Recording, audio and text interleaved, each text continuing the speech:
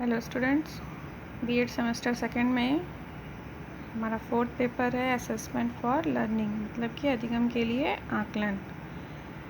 इस पेपर का first topic हमने पिछले वीडियो में पढ़ा था, जिसमें हमने मूल्यांकन के अर्थ को और मापन के अर्थ को समझा था और मापन और मूल्यांकन की अवधारणा को समझा था। आज के वीडियो में हम आकलन, मापन और मूल्यांकन में अंतर को समझेंगे और इस अंतर के माध्यम से हमारी जो अवधारणा है, हमारा जो कॉन्सेप्ट है असेसमेंट, मेज़रमेंट और इवैल्यूएशन के संदर्भ में वो और भी ज़्यादा क्लियर हो जाएगा। तो मापन और मूल्यांकन यानी कि मेज़रमेंट और इवैल्यूएशन को तो हम पहले भी समझ चुके हैं थोड़ा बहुत। आज हम लोग इसमें आकलन के बारे में भी पढ़ेंगे। आज का जो हमारा टॉपिक है वो है difference between assessment, measurement and evaluation. आइए सबसे पहले हम लोग आकलन के अर्थ को समझते हैं। इसके पहले हमने पढ़ा कि शिक्षा एक गतिशील प्रक्रिया है और निरंतर चलने वाली प्रक्रिया है, और विभिन्न शैक्षिक प्रक्रियाओं को करते समय विभिन्न प्रकार की समस्याएं इससे जुड़े व्यक्तियों के सामने आती हैं, और इन समस्याओं के समाधान के लिए हमें विभिन्न प्रकार की सूचनाओं की आवश्यकता पड़ती है। और ये सूचनाएं जितनी ही सही, जितनी ही तर्कसंगत, जितनी ही वास्तविक रहती हैं, उतनी ही आसानी से और उतने ही सही तरीके से इन समस्याओं का समाधान किया जा सकता है। तो इन सूचनाओं को एकत्रित करने के लिए और इन सूचनाओं से समस्याओं का सही समाधान करने के लिए हमें आवश्यकता पड़ती है किसकी? मापन, मूल्यांकन और आकलन की। मापन और मूल्यांकन को हम पहले समझ चुके हैं। मापन एक निर्धारित तरीका होता है, किसी निर्धारित तरीके के माध्यम से किसी भी चर को, किसी भी वेरिएबल को जो कि शैक्षिक प्रक्रिया से संबंधित हो, मेज़र करना, उसको एक वैल्यू देना, वो होता है मापन यानी कि मेज़रमेंट। और मूल्यांकन क्या होता है? जब उसी वैल्यू को हम डीपली डिफ़ाइन कर देते हैं या उसको डिस्क्राइब कर देते हैं, तो ये होता है मूल्यांकन। इसी क्रम में एक और शब्द आता है आकलन। हम कह सकते हैं कि मूल्यांकन एक विस्तृत अवधारणा है जिसके दो छोटे छोटे पग होते हैं, आकलन और मापन। अब हम देखते हैं यहाँ पर आकलन क्या है। सबसे पहले हम इसकी मीनिंग को देखते हैं। असेसमेंट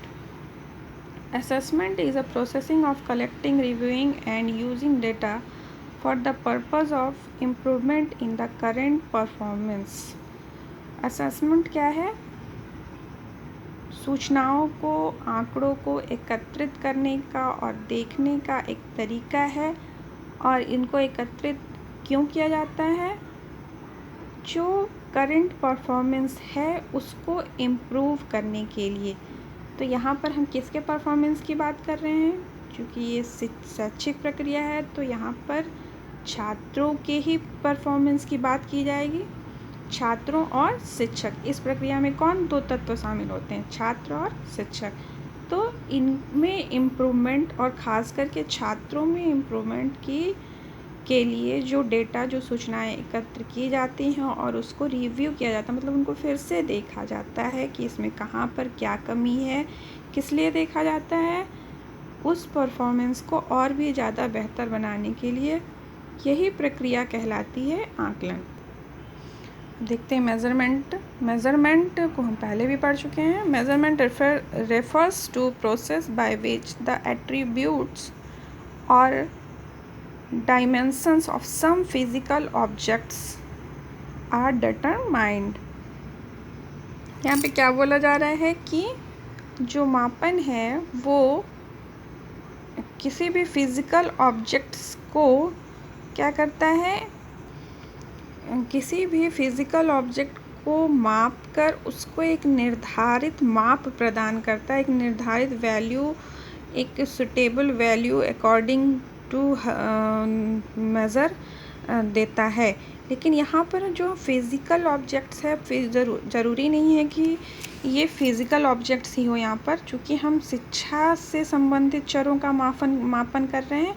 तो जो ये शैक्षिक चर होते हैं ये फिज़िकल नहीं होते हैं, ये जो होते हैं ये हमारे फिज़िकल चर नहीं होते, नॉन फिज़िकल होते हैं। ठीक है स्टूडेंट्स, अब नेक्स्ट देखते हैं evaluation. Evaluation is described as an act passing judgment on the basis of set of standard। आइए हम इसको शुरू से देखते हैं ताकि हम मूल्यांकन को अच्छी तरह से समझ सकें। सबसे पहले होती है आकलन की प्रक्रिया। आकलन में हम क्या करते हैं, छात्रों से संबंधित सूचनाओं को एकत्र करते हैं और उनको रिव्यू करके ये उसमें से पता लगाने की कोशिश करते हैं कि ये जो सूचनाएं छात्रों के परफॉर्मेंस से संबंधित एकत्र की गई हैं या कलेक्ट की गई हैं, उसमें कहाँ पर कमी रह गई है और कहाँ पर और बेटर हो सकता है या कहाँ पर वो स्टूडेंट सही से परफॉर्म कर रहा है। इन सभी को रिव्यू करते हुए टीचर खुद में और स्टूडेंट्स में सुधार करते हुए, खुद की टीचिंग मेथड्स और टेक्निक में सुधार करते हुए, किसी छोटे पार्ट को, किसी लर्निंग प्रोसेस के किसी भी सब्जेक्ट के किसी छोटे से यूनिट को फिर से वो बार बार स्टूडेंट्स को तब तक पढ़ाता है, उसकी बार बार उसका रिव्यू करता है और बार बार उसमें सुधार करते हुए किसी भी स्टूडेंट्स को बताता है जब तक कि उसका परफॉर्मेंस अकॉर्डिंग टू जैसा होना चाहिए वैसा नहीं हो जाता है या पहले से बेटर नहीं हो जाता। मतलब कि आकलन की प्रक्रिया में पहले की गलतियों और कमियों को सुधारते हुए किसके माध्यम से सुधारते हैं, जो सूचनाएं हम उस स्टूडेंट के संबंध में एकत्र करते हैं उससे हमें ये पता चलता है कि कहाँ पर गलतियाँ हो रही थी या कहाँ पर समस्याएं आ रही हैं, और उनको सुधार करते हुए स्टूडेंट्स को फीडबैक देते हुए फिर से उनको ज़्यादा बेहतर तरीके से इम्प्रूव किया जाता है। और ये हम जो सूचनाएं जो हम एकत्र करते हैं उसमें जो हमारा मेज़रमेंट का जो ये प्रोसेस होता है वो क्या होता है, उसमें हमारी हेल्प करता है। छोटे छोटे टेस्ट, ओरल टेस्ट और रिटन टेस्ट और एग्ज़ाम्स के माध्यम से हम स्टूडेंट्स के डिफरेंट सब्जेक्ट या डिफरेंट एबिलिटी का टेस्ट लेते हैं और फिर उसको किसी निश्चित मेथड के माध्यम से मेज़र करके स्टूडेंट्स की वास्तविक स्थिति उस सब्जेक्ट या उस टॉपिक से रिलेटेड उसको एक हम वैल्यू प्रदान करते हैं, जिससे ये पता चल सके कि स्टूडेंट्स की क्या सिचुएशन है उस टॉपिक या उस सब्जेक्ट में। और सबसे अंत में मूल्यांकन क्या है? मूल्यांकन एक जजमेंट की स्थिति होती है कि इसके पहले जो हमने मेज़रमेंट और असेसमेंट का प्रोसेस किया उसके आधार पर एक फाइनल रिज़ल्ट सामने लाया जाता है कि जो ये प्रोसेस पूरे एक टाइम पीरियड तक चला उसका फाइनली क्या रिज़ल्ट सामने आया। मतलब कि फाइनली इतनी मेहनत करने के बाद, इतने सभी प्रोसेस करने के बाद, बार बार स्टूडेंट्स की कमियों को दूर करते हुए उनको बार बार लर्निंग कराने के बाद फाइनली जब वो टाइम पीरियड, जो एक निश्चित टाइम पीरियड हमने उस सब्जेक्ट या उस स्टूडेंट्स के लिए रखा था, क्या रिज़ल्ट लास्ट में सामने निकल के आया, इस बात को जो डिस्क्राइब करता है या इस बात का जो रिज़ल्ट लास्ट में आता है उसे ही हम कहते हैं मूल्यांकन। मतलब कि मूल्यांकन और आकलन में यही सबसे मेन डिफरेंस है कि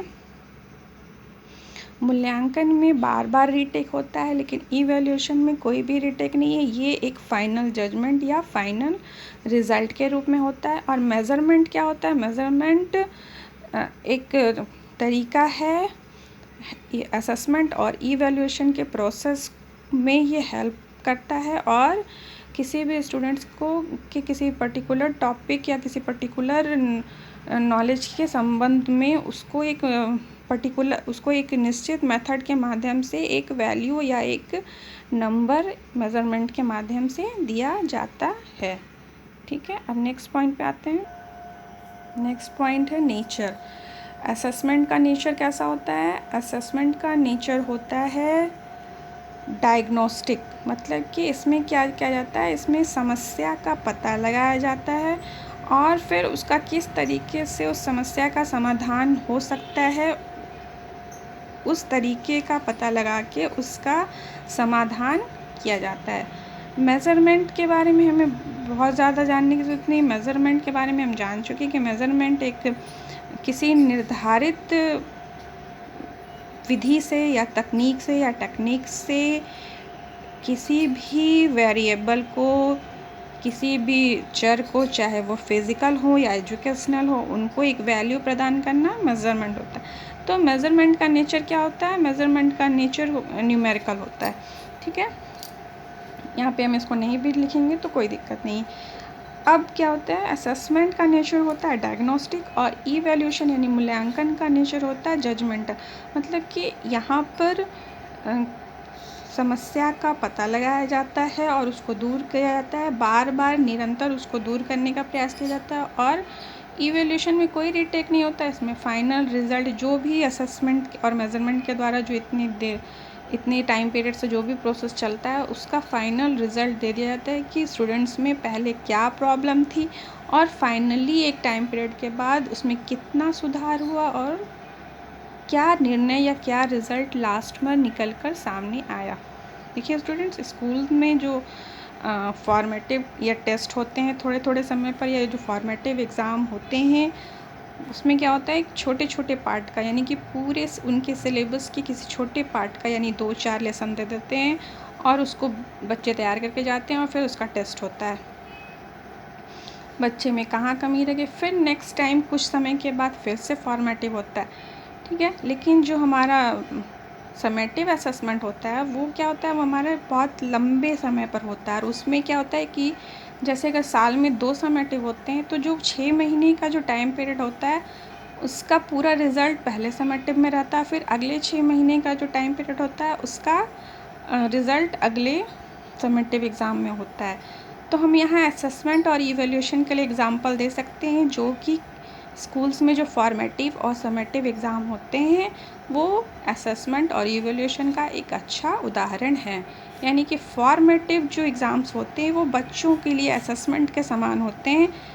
वो इसीलिए लिए जाते हैं कि टीचर ये जान सके, गार्जियन ये जान सके कि उनके बच्चों में कहाँ कमी है और कहाँ पर उनको प्रॉब्लम आ रही है। और जो समेटिव एग्ज़ाम्स होते हैं उसमें कोई रीटेक नहीं होता, जो भी बच्चे ने सीख लिया उसी का वो फाइनल रिज़ल्ट होता है। आइए हम इसको और ज़्यादा क्लियर करने के लिए इसके आगे के पॉइंट्स को भी देख लेते हैं। अगला पॉइंट है व्हाट इट डज़, ये क्या करता है। तो सबसे पहले असेसमेंट। असेसमेंट क्या करता है? Provide feedback on performance and area of improvement. ये क्या करता है कि फीडबैक प्रोवाइड करता है। जो भी स्टूडेंट्स की परफॉर्मेंस होती है क्लासरूम में, जो भी उनके टेस्ट ले जाते हैं उसमें जो भी उनकी परफॉर्मेंस होती है उस पर ये फीडबैक देता है कि हाँ बच्चे में यहाँ पर कमी थी और फिर उसको सुधार करके बच्चे में इम्प्रूवमेंट किया जाता है।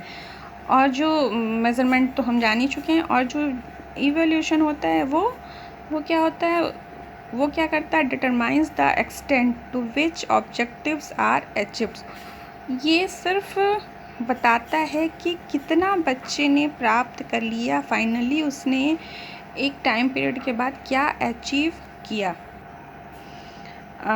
पर्पस क्या होता है? असेसमेंट का पर्पस होता है फॉर्मेटिव। फॉर्मेटिव मतलब रचनात्मक या निर्माणात्मक। अभी जैसे मैंने आपको बताया भी था स्टूडेंट्स कि जो स्कूल्स में जो फॉर्मेटिव टेस्ट या एग्ज़ाम होते हैं वो असेसमेंट का एग्ज़ाम्पल हैं, और जो समेटिव जो फाइनल एग्ज़ाम्स होते हैं वो समेटिव का, जिसमें कि कोई फीडबैक नहीं होता, फाइनल एक डिसीजन होता है कि हाँ इस टाइम पीरियड के बाद इस सिलेबस के अकॉर्डिंग इस बच्चे ने इतना सीखा और उसकी परफॉर्मेंस ये है। तो असेसमेंट का जो पर्पस होता है वो फॉर्मेटिव होता है, यानी कि उसमें बच्चे में समय समय पर सुधार किया जाता है। और समेटिव क्या होता है? समेटिव मतलब कि संकलन मतलब कि कितना उसने सीख लिया उस पूरे टाइम पीरियड में, उन सब का जो योग होता है वही असेसमेंट के द्वारा दिखाया जाता है, यानी कि वही मूल्यांकन के द्वारा, इवैल्यूएशन के द्वारा दिखाया जाता है। यानी कि मूल्यांकन का जो पर्पस होता है वो समेटिव टाइप का होता है। समेटिव को हिंदी में योगात्मक भी कहते हैं। ओरिएंटेशन मतलब कि असेसमेंट किस प्रकार के ओरिएंटेशन होता है, इसमें किस पर आधारित होती है। तो ये जो असेसमेंट होता है हमारा, ये प्रक्रिया आधारित होता है, यानी कि इसमें निरंतर प्रक्रिया चलती रहती है और बच्चे में के परफॉर्मेंस में लगातार बार बार अभ्यास के द्वारा फीडबैक देकर सुधार करने की प्रक्रिया लगातार चलती रहती है। और जो हमारा मूल्यांकन होता है ये प्रक्रिया नहीं, ये प्रोडक्ट आधारित होता है, यानी कि जो फाइनली रिज़ल्ट यानी जो प्रोडक्शन हो गया जिसमें कि अब कोई सुधार नहीं हो सकता है, ये फाइनल रिज़ल्ट है। तो इसको हम कह सकते हैं कि ये उत्पादन उन्मुख होता है, मतलब ये प्रोडक्ट देता है हमें। और जो हमारा फॉर्मेटिव होता है वो निर्माण की प्रक्रिया चलती रहती है और उसमें क्या होता है, उसमें इम्प्रूवमेंट की गुंजाइश रहती है। ठीक है स्टूडेंट्स, हमारा अगला पॉइंट है फीडबैक। असेसमेंट में देखते हैं, based on observation and positive and negative points. Assessment जो होता है हमारा आकलन की जो प्रक्रिया होती है उसमें वो क्या होता है, वो बेस्ड होता है अवलोकन पे, मतलब कि शिक्षक छात्रों का निरंतर अवलोकन करता है और उनके अंदर क्या पॉजिटिव पॉइंट है और क्या नकारात्मक बिंदु, यानी कि उनकी अच्छाइयों और उनकी कमियों दोनों को देखा जाता है। और जो हमारा मूल्यांकन होता है based on the level of quality as per set standard, जो मानक तय किए गए थे पहले कि ये मानक हैं कि इतने % लाने पे बच्चा इस लेवल में है, इतने % लाने पे बच्चा इस लेवल में, उसके आधार पर बच्चा कहाँ पर है, स्टूडेंट्स जो है वो कहाँ पर है, इसका लेबल तय किया जाता है।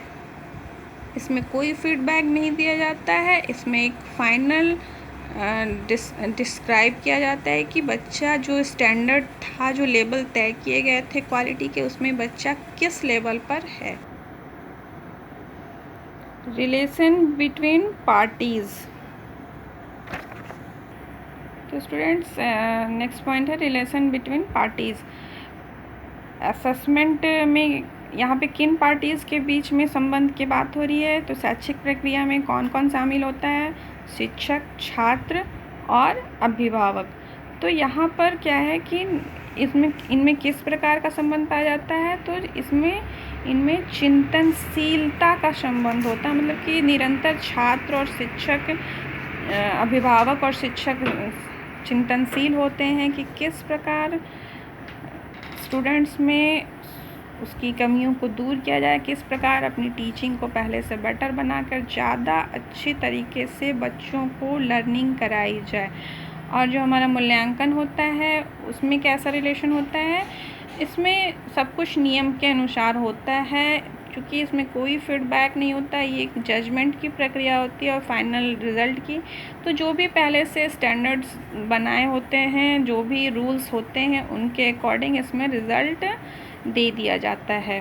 Criteria set by both the parties jointly, और इधर क्या है, सेट बाय इवैल्यूएशन, मतलब कि लास्ट पॉइंट है स्टूडेंट मेजरमेंट स्टैंडर्ड। तो मापन का जो स्टैंडर्ड है वो कैसा होता है। तो जो असेसमेंट की प्रक्रिया होती है वो क्या होती है, इसमें किसी भी स्टूडेंट्स की दूसरे स्टूडेंट से तुलना नहीं की जाती है, ये एब्सोल्यूट होता है, मतलब कि हर एक पर्टिकुलर बच्चे को देखा जाता है कि वो उसकी खुद की परफॉर्मेंस कैसी है, वो कहाँ पर उसमें कमी है और कौन से पॉइंट्स उसके अच्छे हैं और कहाँ पे वो वीक है। इसको देखते हुए टीचर बच्चे में और खुद की तकनीक में according to this particular child वो नए टेक्निक्स, नए मेथड अपनाकर उस बच्चे में सुधार के लिए निरंतर प्रयत्नशील होता है। और जो हमारा मूल्यांकन होता है वो तुलनात्मक, उसके जो मापन का स्टैंडर्ड है वो क्या होता है, वो तुलनात्मक होता है। मतलब कि इसमें क्या होता है कि पूरे क्लास में जितने भी बच्चे हैं उसमें आपस में कंपेयर किया जाता है कि कौन सा बच्चा किससे की परफॉर्मेंस कैसी है, क्योंकि ये फाइनल रिज़ल्ट होता है पूरे साल का, पूरे एक टाइम पीरियड का। तो इसमें बच्चे एक दूसरे से कंपेयर भी करते हैं कि मैंने कितना सीखा और तुमने कितना सीखा। यहाँ पर कोई फीडबैक की प्रक्रिया नहीं होती, यहाँ पर फाइनल रिज़ल्ट होता है कि इतने पूरे टाइम पीरियड में किस में कितना सुधार हुआ और किस में कितना इम्प्रूवमेंट हुआ, या कौन सा बच्चा ऐसा तो नहीं कि कोई स्टूडेंट्स पीछे रह गया या लर्निंग उसकी सही तरीके से नहीं हो पाई। तो जो मूल्यांकन होता है उसकी जो मेज़रमेंट स्टैंडर्ड होता है वो कैसा होता है, तुलनात्मक होता है। और जो असेसमेंट होता है उसका स्टैंडर्ड कैसा होता है, बिना किसी से तुलना किए हर एक बच्चे को में इम्प्रूवमेंट को देखा जाता है, यानी कि एब्सोल्यूट होता है। ठीक है स्टूडेंट्स, आज के लिए बस इतना ही। आप इन तीनों पॉइंट्स को, इस पूरे जो आपका ये नोट्स है इसको कॉपी में नोट करेंगे और अच्छे से नोट्स बनाएंगे। ठीक है।